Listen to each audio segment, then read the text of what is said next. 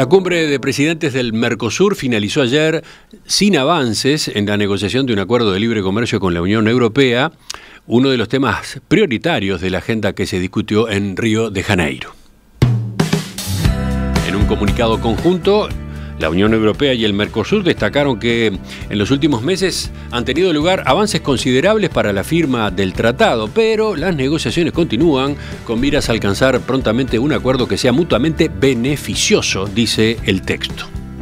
El presidente de Brasil, Luis Ignacio Lula da Silva, anfitrión del encuentro, le pidió a su colega paraguayo Santiago Peña, que asumía la presidencia semestral del bloque, que siguiera insistiendo con las tratativas. Pero a su turno, Peña respondió: ya es suficiente y es hora de mirar hacia adentro.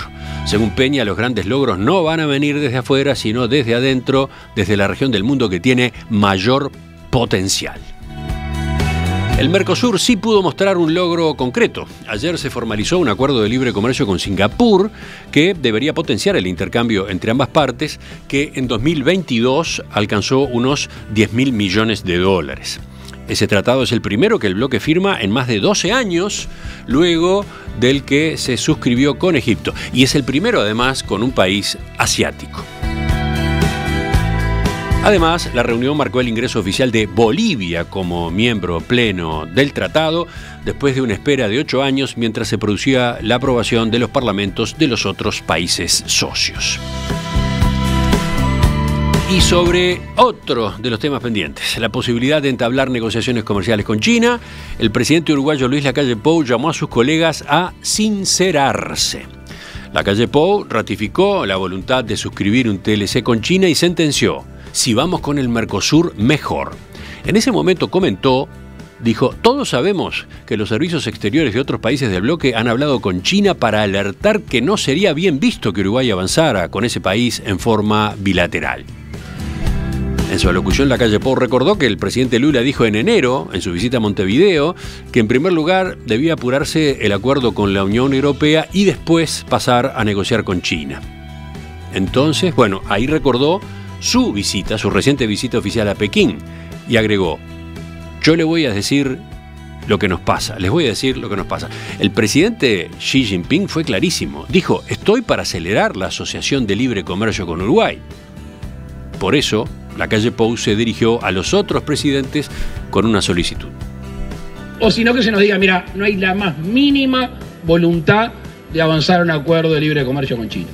Entonces ahí le mostramos todas las cartas, sabemos a qué jugamos y sabemos a qué atenernos.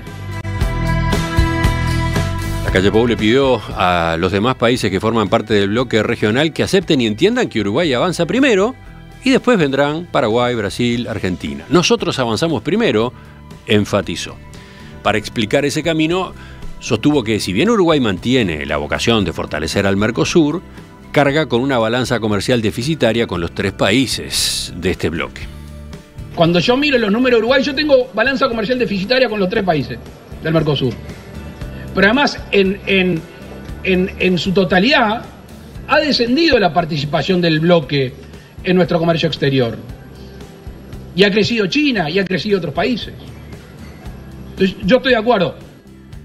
No basta o no alcanza con enunciarlo, porque nosotros, los uruguayos, para exportar a Argentina, tienen serias complicaciones. Serias complicaciones. Productos que son de consumo en Argentina. Ya no estamos hablando de economía artificial. No solo el ingreso de esos productos, sino pues el cobro de esas exportaciones. Vamos a analizar qué dejó esta nueva cumbre del Mercosur. Para eso estamos con Nicolás Pose, magíster en Economía Política Internacional, docente e investigador en Economía Política Internacional en la Universidad de la República. Nicolás, ¿qué tal? Buen día, un gusto saludarte. Buen día, Romina, un gusto saludarte. Una primera consideración general antes de entrar en los detalles y profundizar en cada uno de los aspectos. ¿Qué evaluación haces de lo que fue esta cumbre en particular? Bueno, creo que en líneas generales es una cumbre que podemos caracterizar como de transición, en la medida que coincide con el traspaso, con el cambio de gobierno que está teniendo lugar en Argentina. Sabemos, esto lo tenemos estudiado, lo tenemos constatado, que buena parte de lo que sucede en Mercosur, buena parte de lo que tiene que ver con el funcionamiento del Mercosur, depende de lo que en la literatura llamamos el eje argentino-brasileño. Es decir, en esa negociación bilateral se juegan muchas de las cosas que luego se terminan plasmando en decisiones o en no decisiones de Mercosur. En ese marco, dado que Argentina atraviesa este proceso de transición, bueno, es que esta cumbre se ve afectada por este proceso.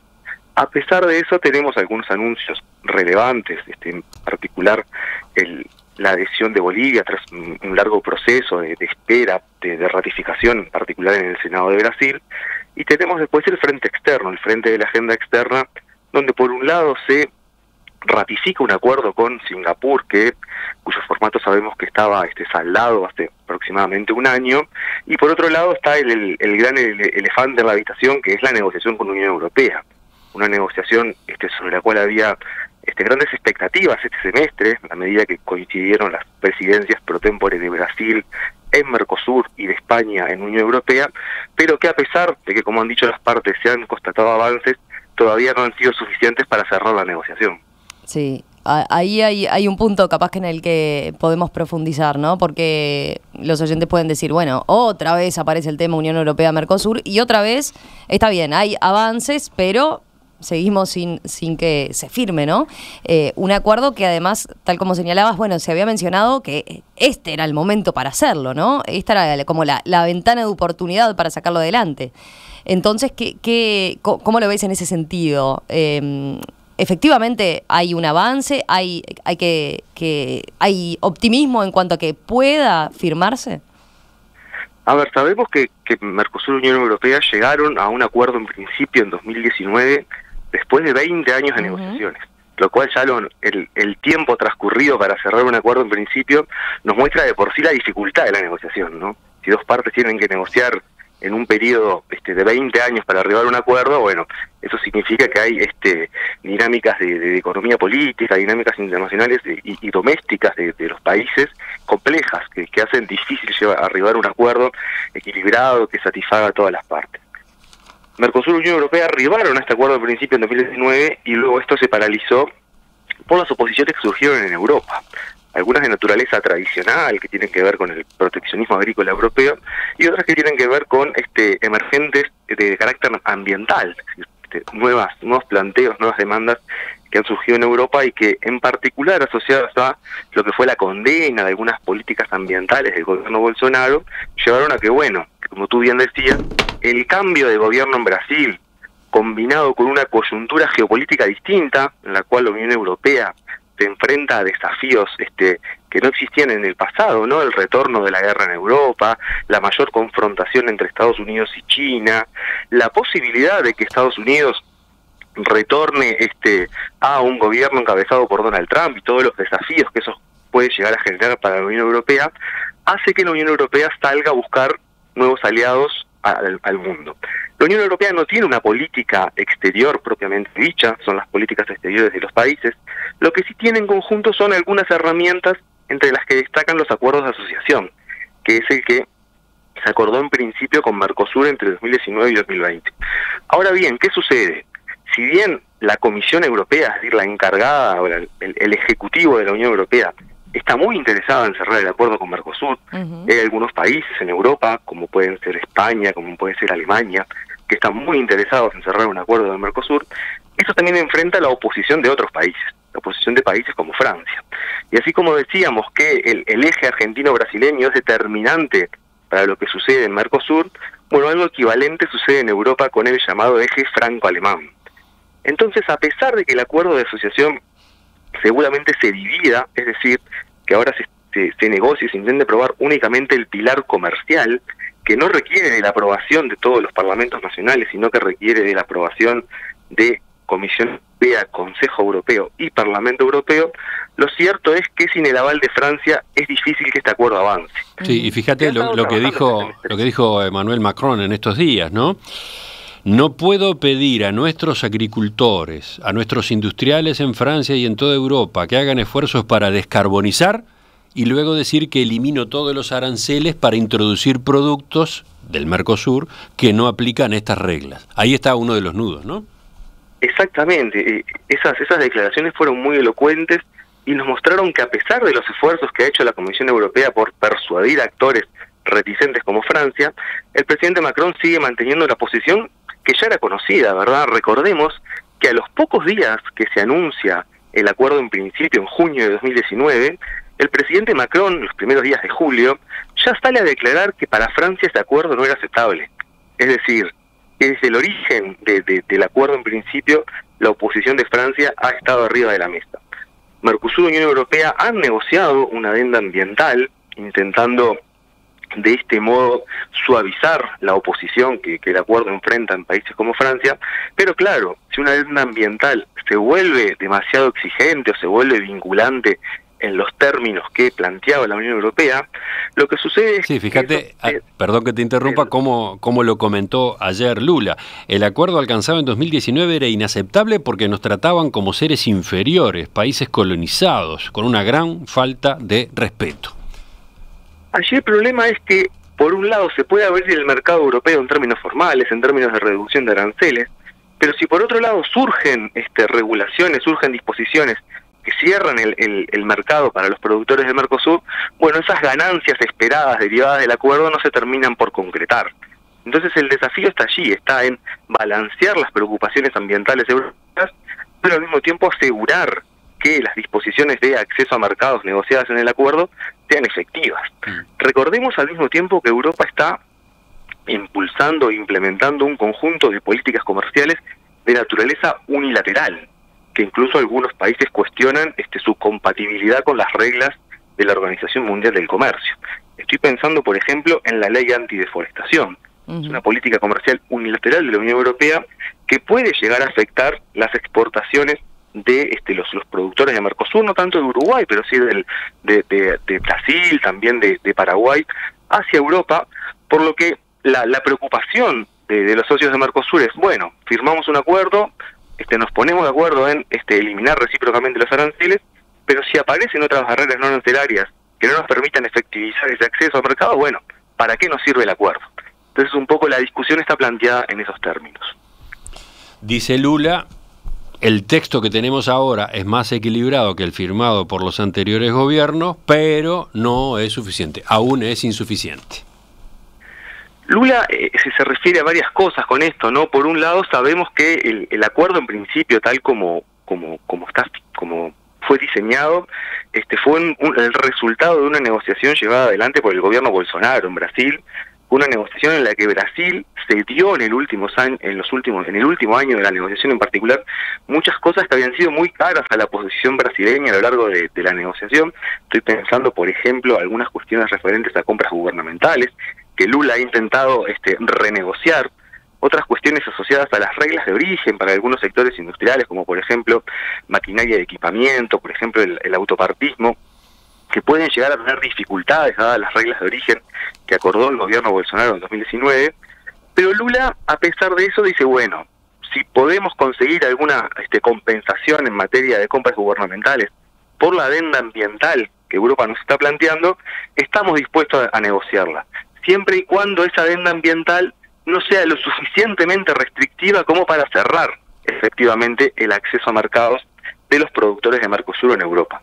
Entonces, bueno, para que efectivamente tengamos un acuerdo, se requiere que esto sea aceptable para las partes más reticentes a ambos lados del Atlántico. Y eso todavía no ha sucedido. Es el tejido, el trabajo que tanto la Comisión Europea viene haciendo desde Europa, como en particular Lula y con el liderazgo de Brasil en este semestre, desde Mercosur, pero que todavía no ha sido suficiente y por lo tanto no tenemos acuerdo.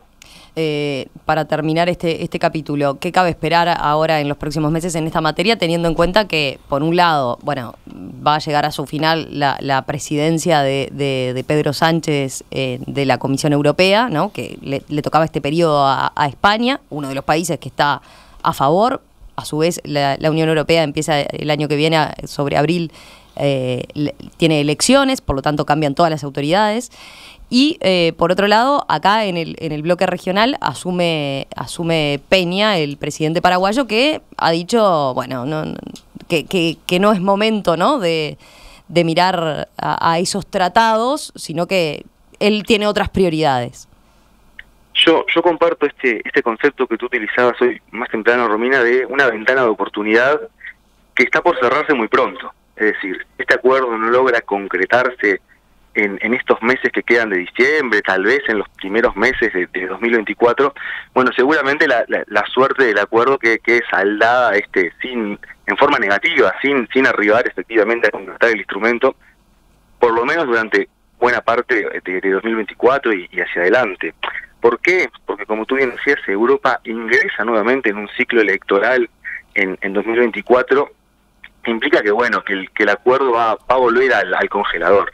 En 2024, si esto no se salda antes, difícilmente tengamos novedades respecto a este acuerdo.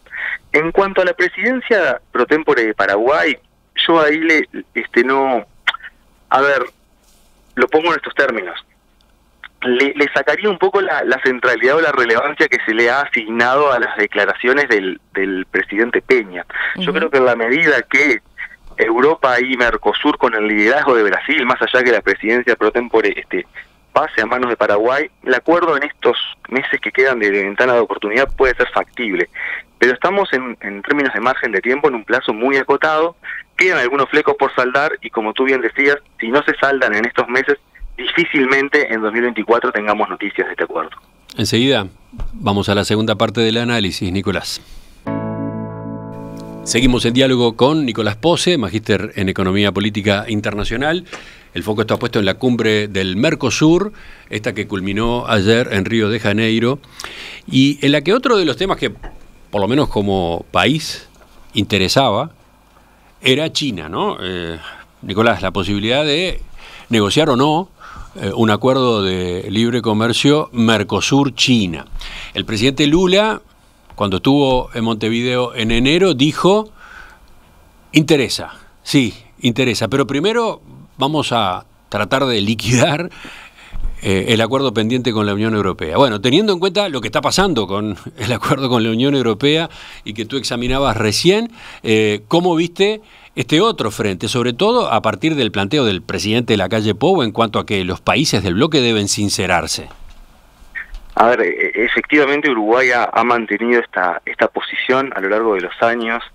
Incluso no puede remitirse a gobiernos previos en Uruguay reclamando en base a la utilización de estos mismos conceptos como dessinceramiento, bueno, la flexibilización que sabemos que ha estado en el centro de las demandas del gobierno uruguayo hacia los socios del Mercosur en los últimos años, pero en particular con mucho énfasis en esta administración, asociada especialmente a un acuerdo con China.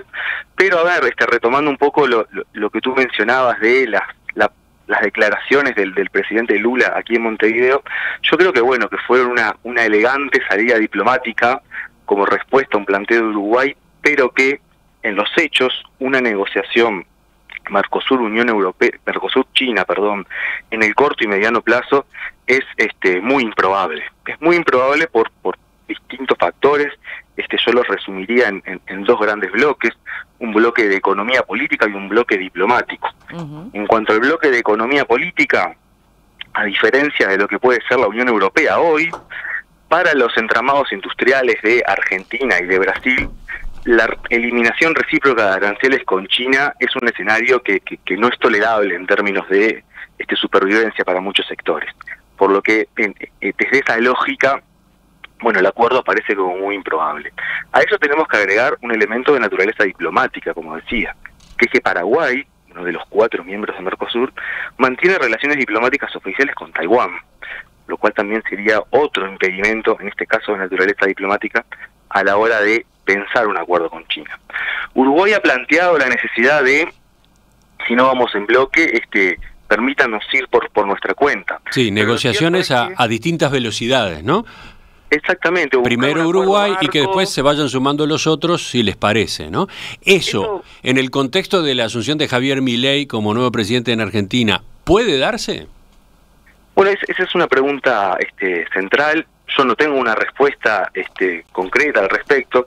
Es cierto que ese tipo de discusiones se van a revitalizar a la medida que uno a priori asume que el gobierno de Javier Milei va a tener una posición similar sobre este tema, es decir, una posición en la que su preferencia es que Mercosur sea más una zona de libre comercio que una unión aduanera, que es el elemento que justifica la existencia de una política comercial común con terceros.